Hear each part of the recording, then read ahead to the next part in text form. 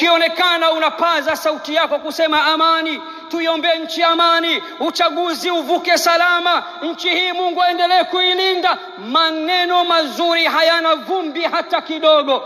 Wanatokea vidudu, mtu anakwambia njaa yule, njaa yule.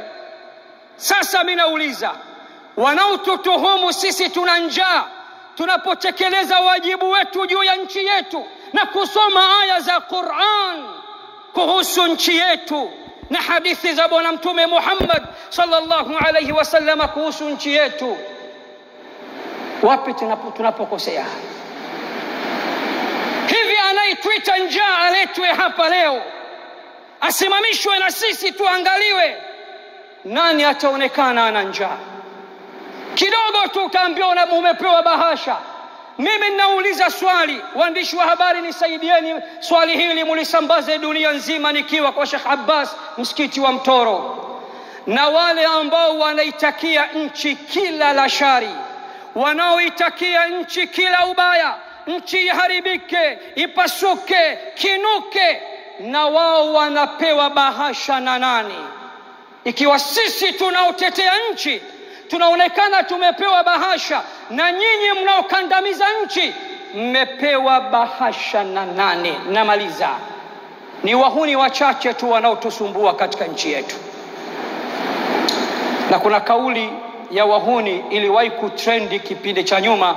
Leo naomba nimalize kwa kusema muhuni ni nani na wahuni ni kina nani? Kwa mujibu wa kamusi ya Kiswahili,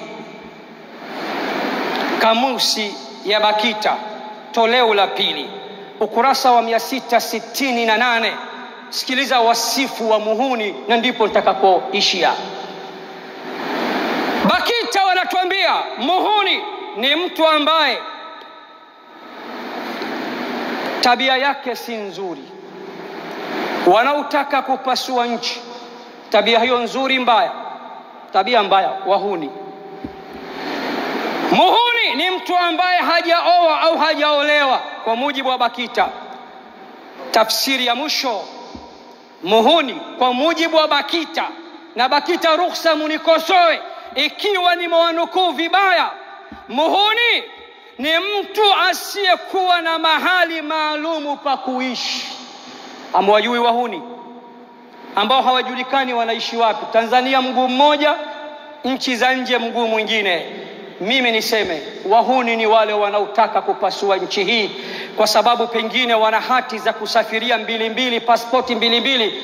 Nchi ikiharibika wanakwea pipa. Sijamtaja mtu jina, na utakayemwona ananipinga juu ya hutuba hii ujue ndo huyo muhuni nimemgusa, kwa sababu sijamtaja mtu jina. Faman tayashuku fahuwa yeye, na mwenye kujishuku ndo huyo hutuba yangu imemgusa. Muhuni wa kimataifa anayetaka kutuharibia taifa letu.